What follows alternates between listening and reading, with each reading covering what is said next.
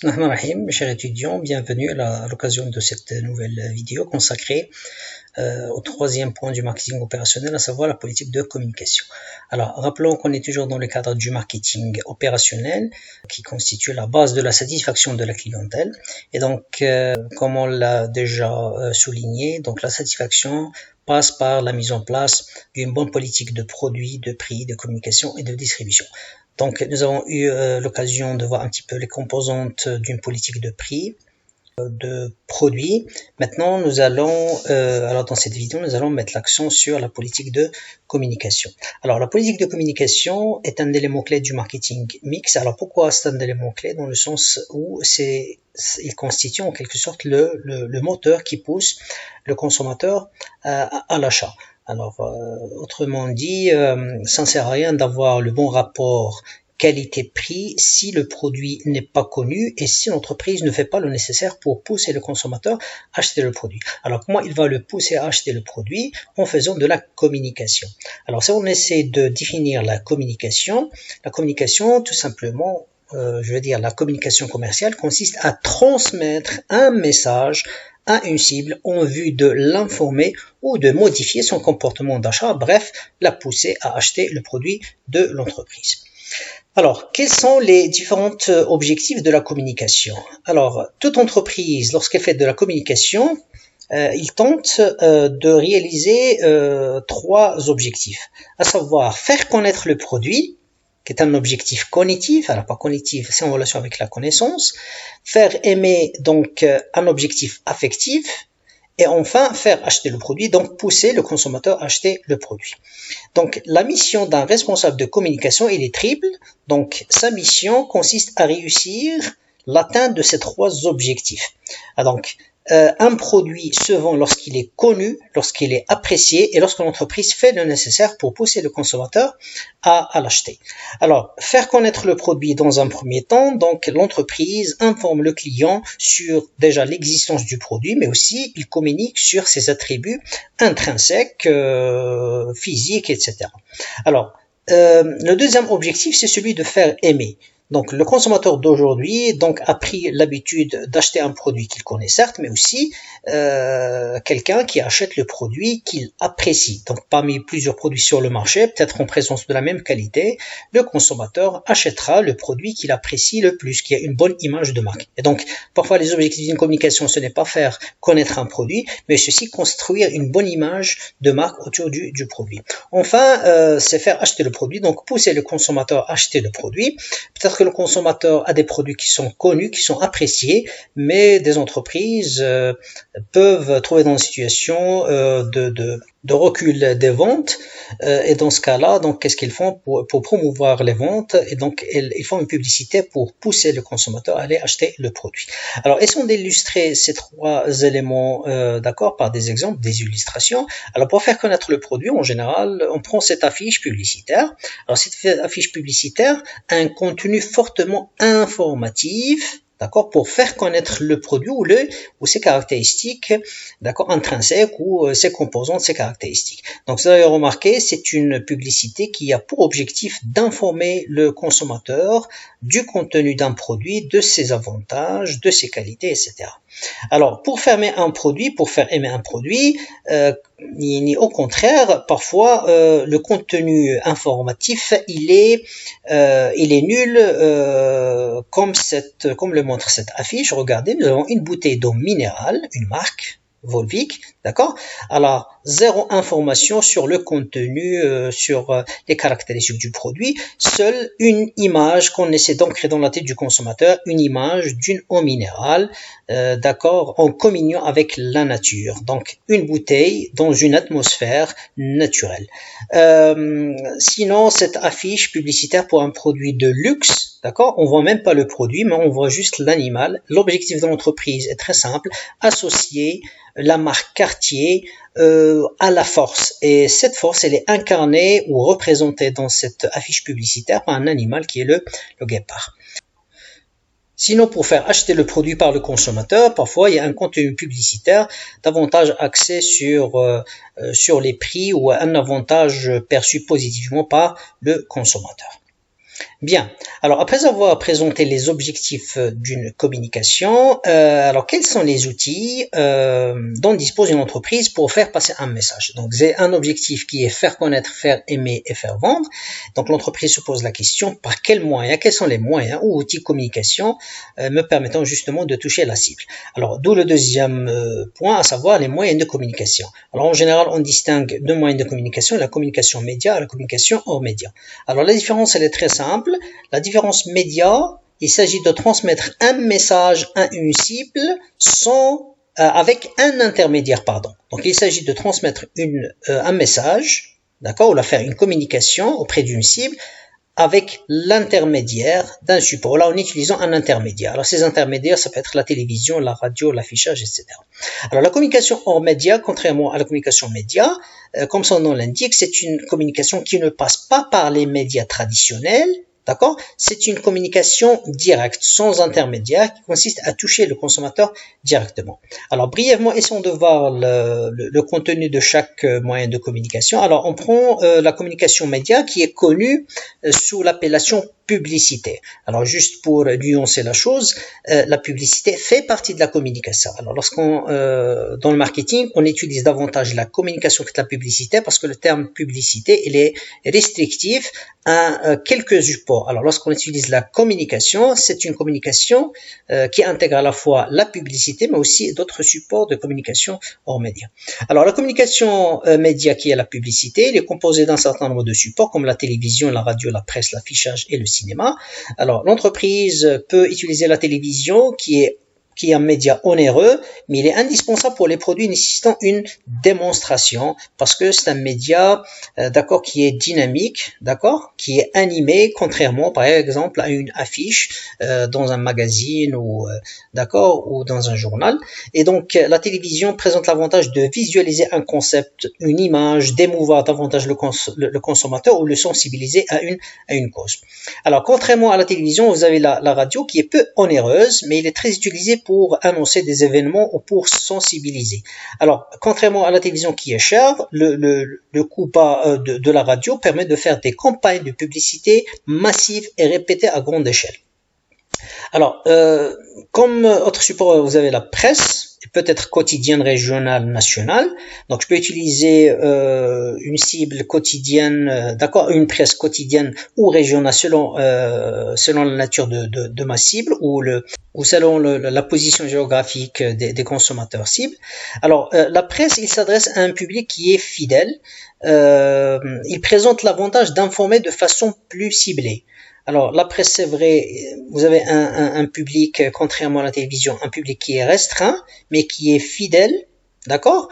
Et lorsque je fais une publicité dans la presse, ça me permet de cibler la bonne clientèle. Prenons l'exemple d'un magazine féminin. Lorsque l'entreprise dispose d'un produit pour femmes, s'il veut cibler les femmes, d'accord, il peut justement recourir à un magazine, d'accord, spécialisé dans l'information pour les femmes.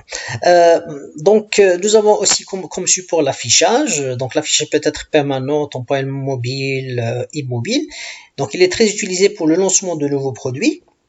Il permet de gagner rapidement en notoriété. Donc, si l'entreprise cherche à faire connaître son produit, donc il peut passer par l'affichage, d'accord. Il est aussi un média qui est complémentaire ou d'appui à d'autres supports de communication, à la télévision, la radio, la presse. C'est pourquoi on peut voir en parallèle à une publicité par affichage, on peut voir, d'accord, une publicité pour le même produit à la télévision ou à la radio pour le relayer. Alors, enfin, nous avons le cinéma qui est un média complémentaire. Donc, comme pour la télévision, il permet d'émouvoir, de sensibiliser un public captif, donc qui est très attentionné, mais il est très restreint. Donc, alors que la télévision peut toucher des centaines de milliers ou des millions de téléspectateurs, donc dans une salle de cinéma, d'accord, pour contenir 500, 600 téléspectateurs, donc c'est un public qui est très restreint, mais il est très captif au message publicitaire. Alors, à côté de la communication média qui utilise ces supports pour transmettre un message au consommateur, il existe un autre type de communication qui est hors média. qui est d'une efficacité redoutable, qui est la tendance actuelle. Alors aujourd'hui, partout dans le monde, la communication en médias est la plus utilisée car son message pénètre plus efficacement l'esprit du consommateur. Alors ici on distingue beaucoup d'outils. Donc alors les outils présentés ici sont à titre indicatif, car il existe beaucoup d'outils de communication hors médias. Alors pour le contenu de chaque support de communication hors médias, donc vous l'aurez Inch'Allah dans le support PDF qui sera aussi mis sur la plateforme. Donc regardez, promotion des ventes, packaging, publicité, sponsoring, mécénat, buzz, SMS. Alors le point commun entre ces outils de communication est que ils touchent le consommateur directement sans intermédiaire, ou là sont passés par un média traditionnel. Donc à titre d'illustration, donc voilà l'exemple d'une communication directe. Regardez, l'entreprise distribue directement au consommateur, d'accord, des gadgets ou des cadeaux sous forme de porte-clés, de parapluies ou de t-shirts carrément.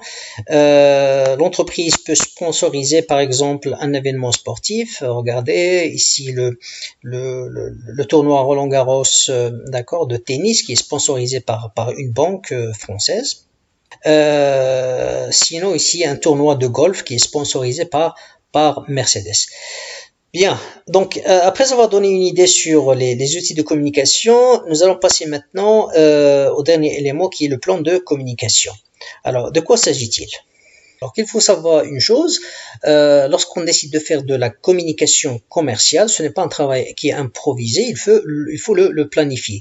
Planifier la communication consiste justement, donc ça consiste à établir étape par étape les éléments qui permettent de réaliser une communication efficace. Autrement dit, si on cherche que le message ou la communication soit efficace, il faut mettre en œuvre un plan de communication constitué d'un certain nombre d'étapes bien précises. Alors, ces étapes sont constituées des éléments suivants. Tout d'abord, définir l'objectif, la cible, constituer le message, choisir un média ou un support, choisir un calendrier, le bon timing, établir le budget et contrôler les résultats. Alors voilà les constituants d'un bon plan de communication, à partir duquel donc on espère être efficace pour toucher la cible, pour que le produit de l'entreprise soit connu, soit apprécié, mais aussi pour pousser le consommateur à acheter. Alors le premier élément, c'est les objectifs. Alors les objectifs d'une campagne de communication, il faut les définir avec précision. Donc ça dépend de l'objectif de cette entreprise. Est-ce que l'entreprise a besoin de notoriété? Donc ici, il va faire une publicité pour faire connaître le produit.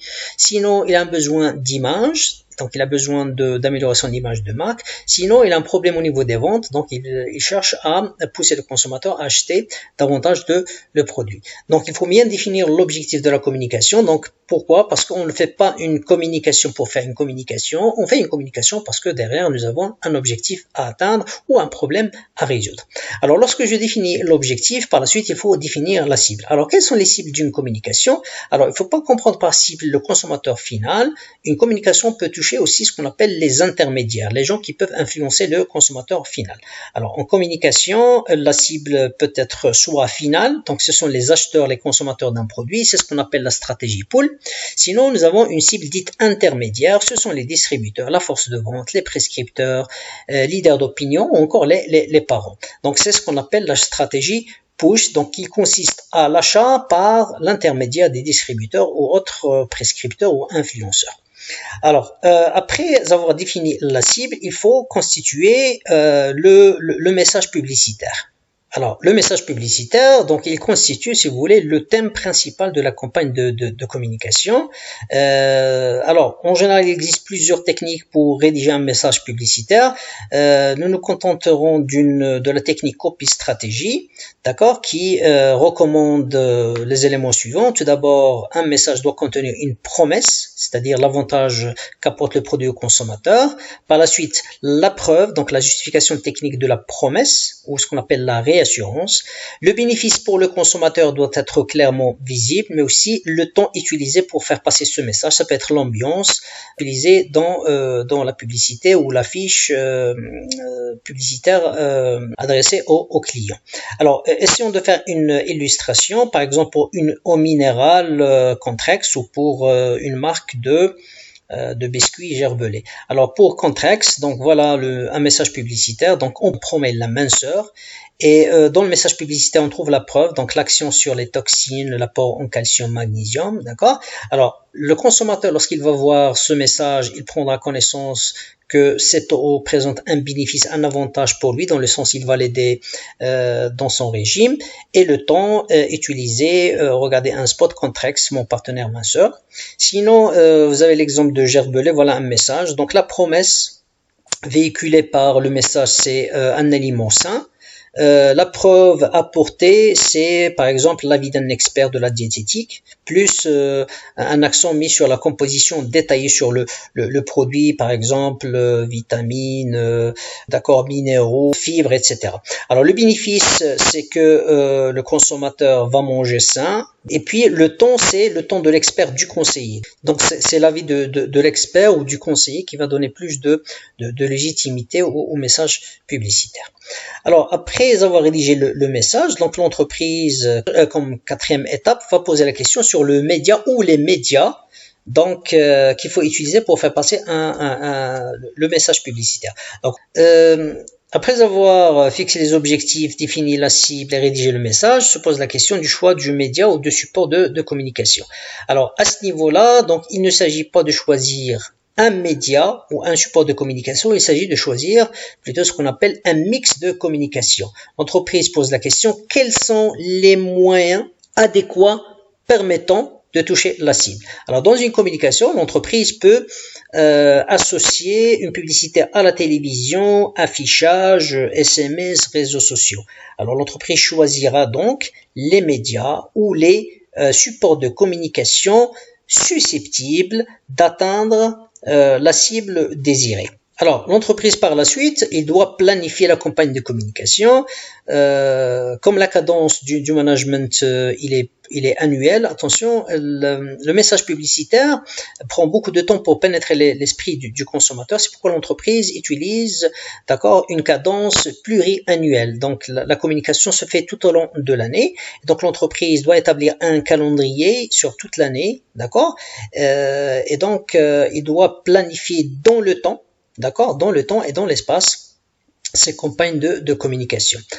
Alors, un dernier élément, c'est établir le budget. L'entreprise va calculer exactement les moyens financiers, techniques, humains, logistiques nécessaires pour accomplir la campagne de communication.